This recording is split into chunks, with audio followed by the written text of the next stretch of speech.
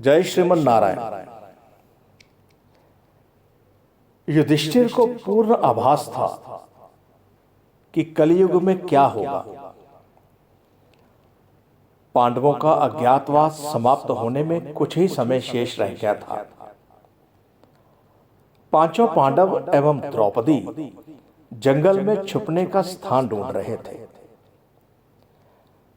उधर शनिदेव की आकाश मंडल से पांडवों पर नजर पड़ी। शनिदेव के मन में विचार आया कि इन पांचों में बुद्धिमान कौन है, इनकी परीक्षा ली जाए। शनिदेव ने एक माया का महल बनाया। कई योजन दूरी में उस महल के 4 कोने थे, पूर्व, पश्चिम, उत्तर और दक्षिण। अचानक भीम की नजर महल पर पड़ी और वो आकर्षित हो गया। भीम युधिष्ठिर से बोला, भैया मुझे महल देखना है। तब भाई ने कहा कि जाओ।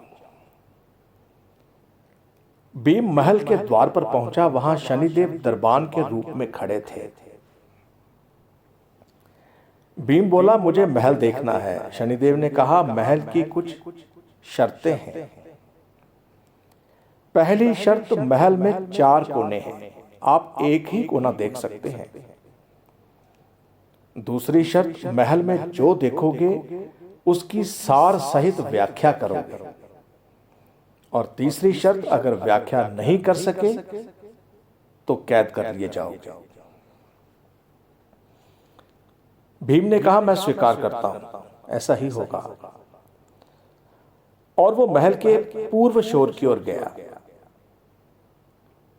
वहां जाकर उसने अद्भुत पशु पक्षी व फूलों और फलों से लदे हुए वृक्षों का नजारा देखा। आगे जाकर देखता है कि 3 कुएं हैं, अगल बगल में छोटे कुएं और बीच में एक बड़ा कुआं।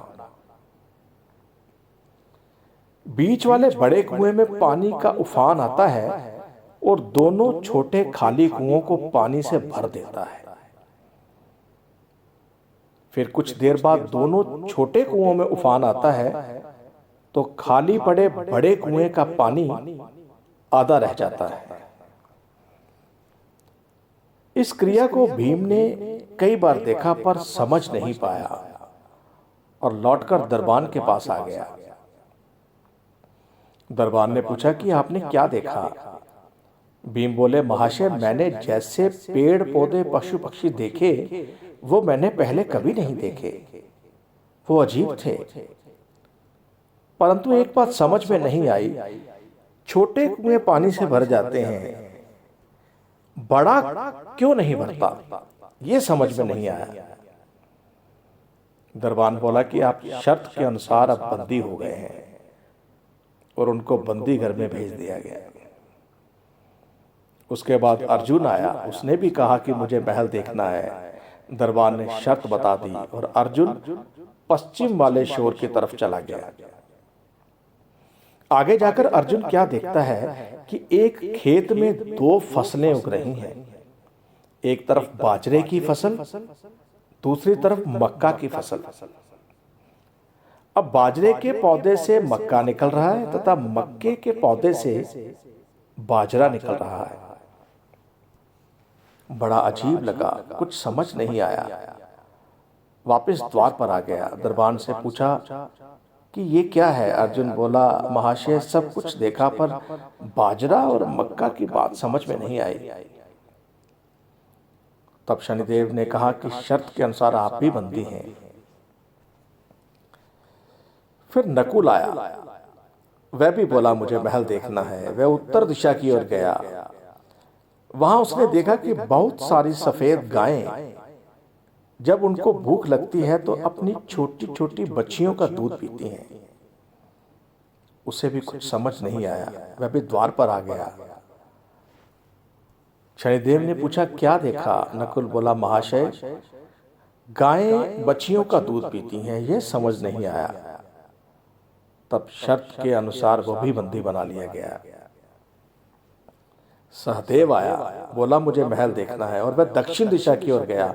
अंतिम कोना देखने के लिए क्या देखता है कि वहां पर एक सोने की बड़ी शिला एक चांदी के सिक्के पर टिकी हुई डगमग डोल रही है, पर गिरती नहीं, छूने पर भी वैसी ही रहती है। समझ नहीं आया, वह वापस द्वार पर आ गया और बोला कि सोने की शिला की बात समझ में नहीं आई, और शर्त के अनुसार वह भी बंदी हो गया। चारों भाई बहुत देर तक जब वापस नहीं आए, तब युधिष्ठिर को चिंता हुई। वह भी द्रौपदी सहित महल में गए, भाइयों के लिए पूछा, तब दरबान ने बताया कि वह शर्त के अनुसार बंदी हैं। तब युधिष्ठिर ने भीम से पूछा कि भीम, तुमने क्या देखा था? भीम ने कुएं के बारे में बताया। तब युधिष्ठिर ने कहा कि यह कलयुग में सब होने वाला है। एक बाप दो बेटों का पेट तो भर देगा, परंतु दो बेटे मिलकर एक बाप का पेट नहीं भर पाएंगे। भीम को छोड़ दिया गया। अर्जुन ने पूछा कि भैया, मैंने तो इससे भी अद्भुत देखा। तब युधिष्ठिर ने पूछा कि अर्जुन, तुमने क्या देखा?